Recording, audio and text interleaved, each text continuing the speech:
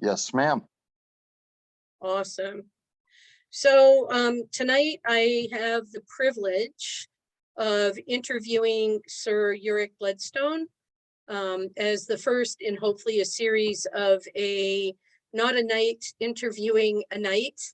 And Sir Euric has been one of the first people that I met when I first went out to Thor's Refuge, and he has always been an example of loyalty and integrity, and definitely an example of some of the knightly virtues that sometimes are rare, but really a treasure to find. And so it's my pleasure to introduce Sir Euric Bloodstone. So let's go ahead and get started. Hey, Euric. So, Euric, how did you first find Amtgard and where did you start?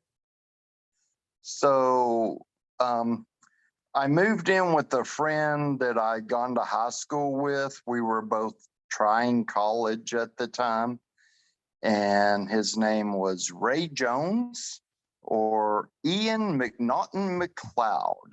He played a bard, and he brought home the rule book. I sat down and read it. We sat down and made my 35-pound axe. And the next weekend I went out, and the rest is history. Now, was that in Texas? Amarillo, Texas. It used to be the Duchy of the Golden Plains. It has folded and then restarted as the County of Ravenscross. And what year was that? Didn't you start right about when Amtgard first started?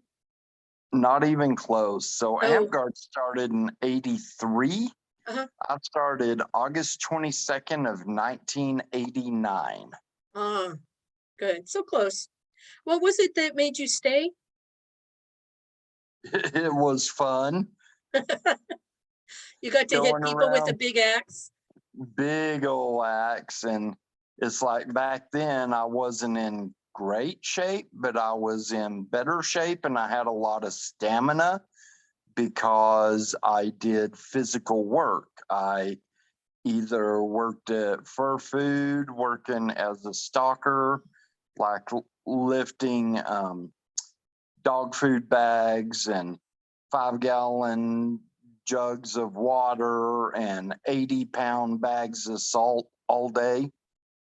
Or after that, I went to Sam's Club where I threw tires all day, and then I moved to the dog food department. So I was throwing 50 and 80-pound bags of dog food 10 hours a day. So you had a lot of strength for that hammer.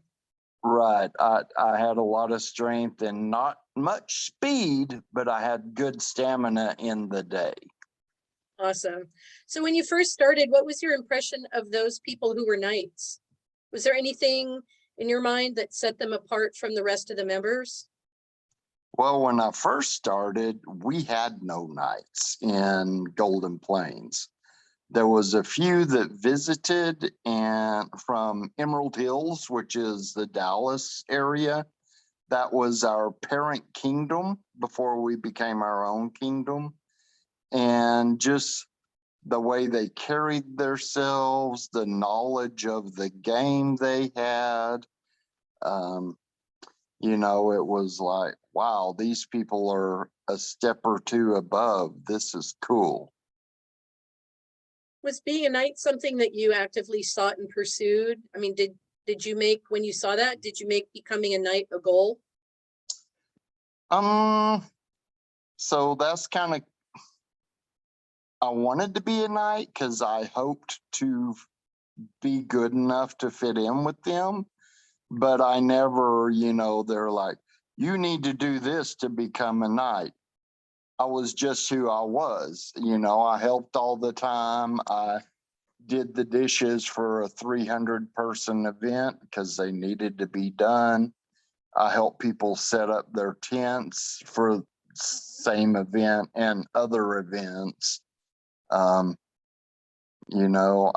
set up a few little demos way back in the day, nothing like what we're all trying to do now, but I was just trying to be as helpful as I could always, because that's something I could do no matter what, was be helpful. So you have two belts, you have a crown and a flame. Yes. Which one did you get first, and what did you do? What did it take to get that first belt? So just if you ever look at the rules of play, I'm glad they grandfathered in numerous years of consistent service. I never ran an event. I never started food fight or anything amazing like that. But what I did do is I helped all the time. And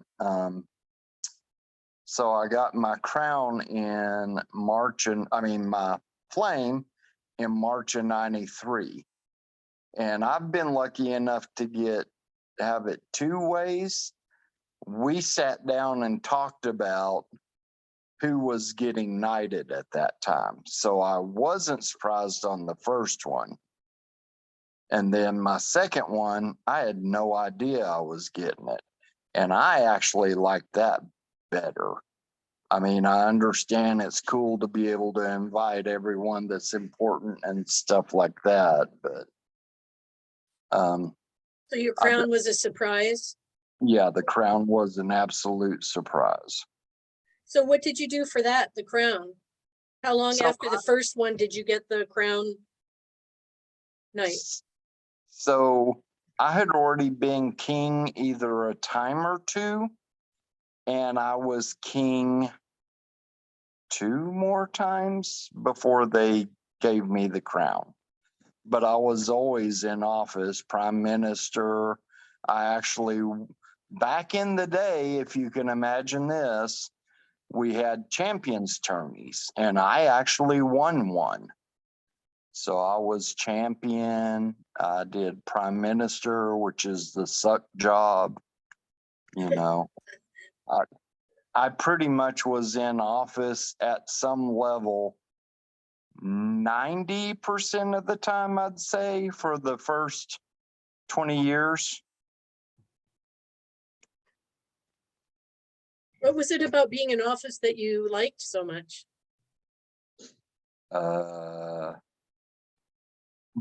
So I like to be on the field, but it's not the end all be all for me. So doing the offices so the other people can go play and enjoy theirself, that's something I can do and I enjoy. Being king, 7 times was my final count. It's nice to be able to recognize people. I'm sure, as you just found out, whenever you become monarch, sometimes all of their problems are now yours. It's like we had a guy becoming homeless whenever I took over, like the 4th or 5th time. And he called me day, night. It's like, look, I don't have a lot of money. I can't help, but I did research a little bit of resources and sent him in the right direction. So what were your knighting ceremonies like? Were there things that were important to you? So it was important to me that my knight me, and he did that. Was that for actually, the flame or the crown or both? Yes.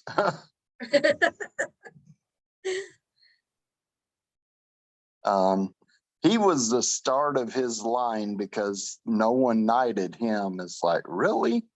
This guy was like always PM, really fun to be around. Anyway, but he left the game. I'm sad, but at least he's my brother-in-law now, so that's cool. So after you became a knight, did you feel different?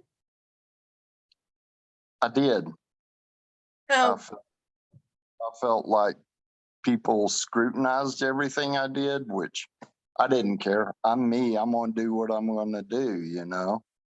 I felt, if not respected, at least listened to.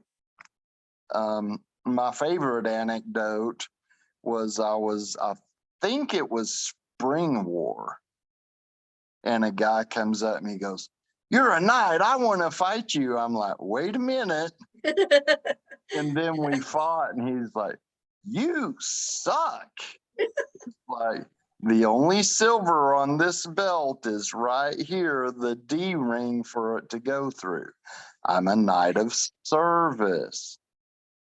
Well, that's not a real knight. It's like, okay. But something I always used to tell everyone, we need all 4 knights, all 5 now in this game, because we need the monarch. It's like, I got to be lucky enough to be the monarch that was sitting when we dropped the belt on Sir Boots, the only female knight of the sword.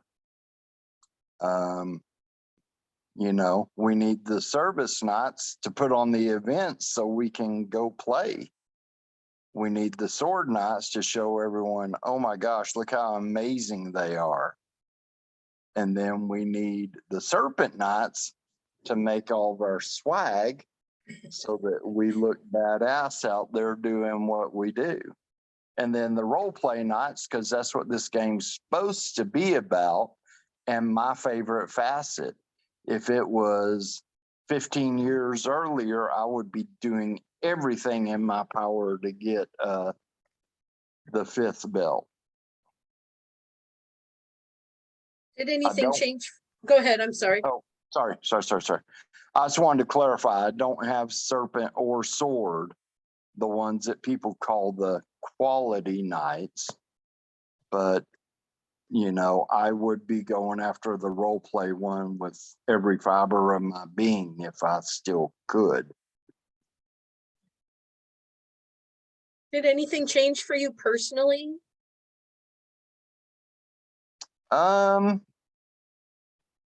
So there's still a very minor distinction between Euric and Robert. Euric's more confident in himself because Amtgard's the only place I ever went into that not only was I accepted for being me, but people seemed to enjoy me being me. You know, I wasn't smart enough to be a brain.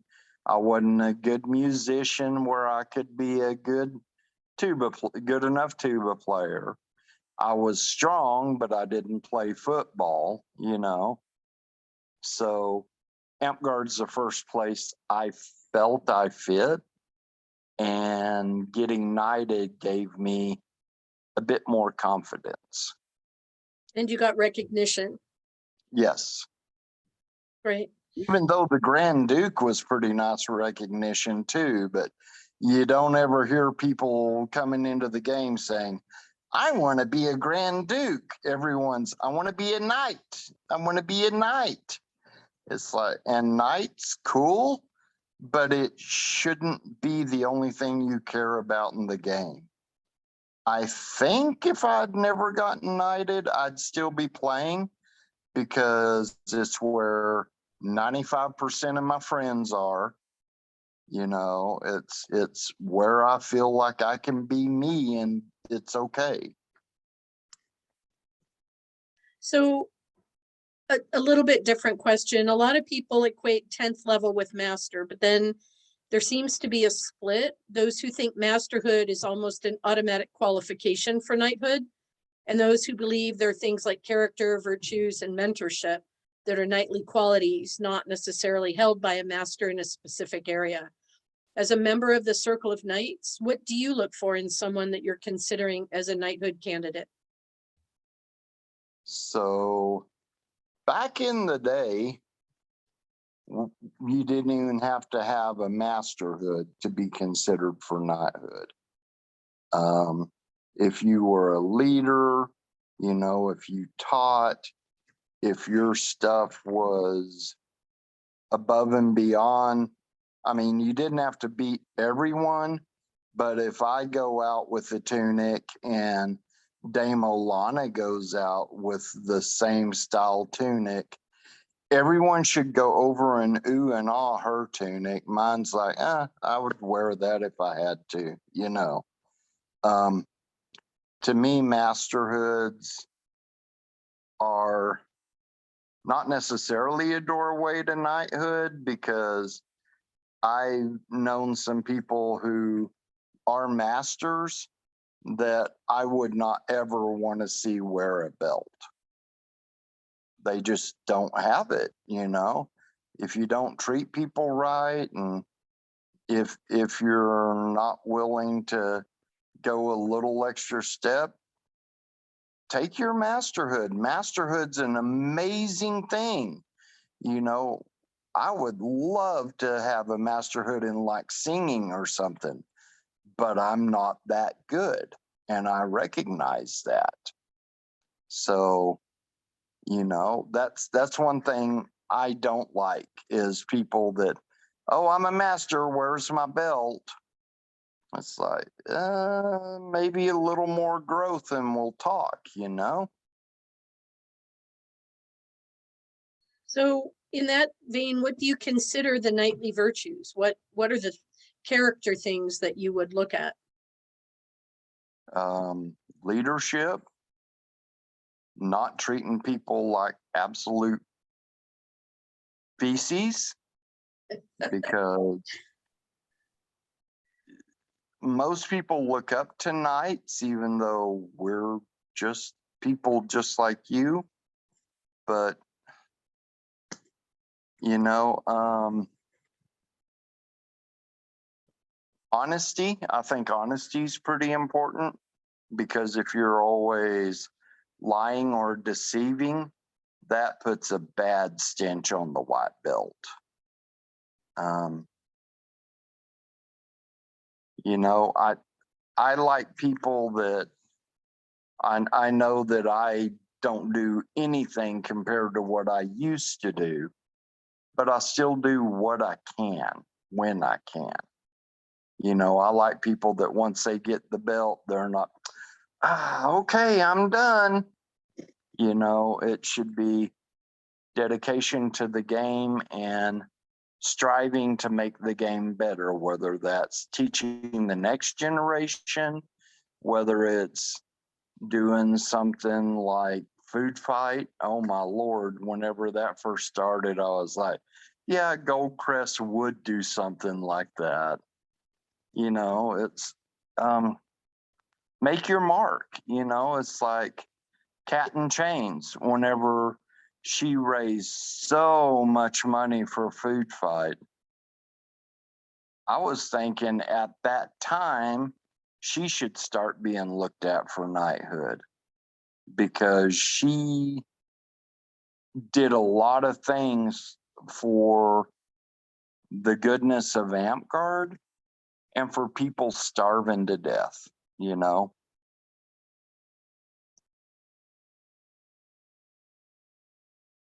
So what leadership qualities would you say are core to knighthood? Just step up. You know, that's one thing I had bad problems with, is I always wanted to step up because I like to do things. And I finally made myself, okay, it's someone else's turn, give them the chance. But whenever no one steps up, if you'll notice, I have stepped up when there was no candidates for monarchy, because it is something that is important that it be done. Yeah, I've seen you do that time and time again. Yeah, but just a kind word to someone, you know. It's like, me personally, Robert Mott thinks that There are some horrible people out there, but everyone's got something good in them. Sometimes you just have to look harder. So what would be your advice to someone who wants to be a knight? Want to be a knight for the good of Amtgard, not for your own glory, and just be you. Don't make things because, oh, I've only got 9, I need 10. Make things because people ask you to, because you want to. You know, it shouldn't be, here's this thing I did, that should get me my 10th, because you know what? It might not. Just be you, be, you know, Bill and Ted, be decent to each other, you know. As a book I've heard about said, treat others the way you would want to be treated. You know, that's pretty important, because if you go around punching people in the throat and sneaking in, one of my pet peeves is people who go hunting for the crotch on males. Yeah, I guess it's kind of fun, but when you're older and someone mentions testicular cancer, it's not as much fun anymore. You know, hit them in the stomach, make them go oof. I think I lost train of the question. I apologize. I Oh, think, what would I go ahead. tell someone looking to be a To knight? be a knight, right? Teach people. You don't have to teach them your skill level. You know, I'd love if someone would sit me down and show me basics of chainmail. You know, I started a halberd, and whenever I kept getting the links turned, I got frustrated as heck and just set it aside. You know, if someone had taken the time to show me, oh, well, here's how you make a sleeve and stuff like that, I'd have a beautiful purple with a silver phoenix chainmail halberd right now. Part of that's on me, but you know, whenever I've tried and looked at YouTube, and YouTube doesn't have the answer to my question, that's where knights and masters should come in. I'm not saying a master should teach, but I don't know any masters who don't want to be a knight. So I know a lot of those, you know, looking for the good in people and always volunteering for service and being there are the qualities that I've seen in you the whole time that I've been in Amtgard, and are one of the reasons that I've stayed and that you've become a friend as well. And I really appreciate everything that you have taught me personally, as well as in Amtgard. Is there anything else that I haven't asked you or brought up that you wanted to share with us tonight? Any words of wisdom, Euric? Well, first off, congratulations to this next round of knights. Some of the knighthoods are a long time coming and pretty well deserved. Word of wisdom, don't stress yourself out. If you're a serpent knight, you don't have to win every Olympiad. And if someone critiques your stuff, take it in the vein it's meant. Oh, okay, well, they're trying to help me get better, you know, because not everyone has all facets of serpenthood. It's like, I had a good friend who got his knighthood for singing. He could do a decent piece of garb, but I don't think he would be making, you know, gypsy houses or anything like that, because different people have different skills. You know, maybe continue to try to learn, but you don't have to be the very best every time you do something.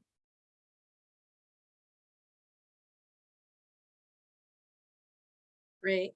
Thank you, Euric. I really, it's been an honor to do this tonight. Thank you, Ilanthus, for asking me to do this little groundbreaking interview. I hope we get to see more.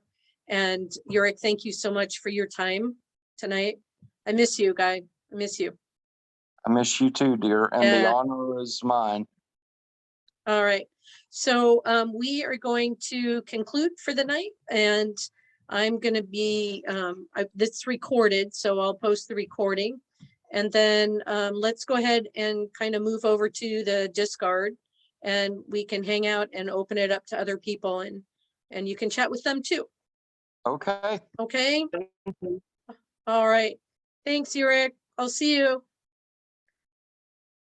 Miss you. Take care. Okay. Big hugs, Raven. That was You an too. arm across for a hug. Elbow. Bye. Bye.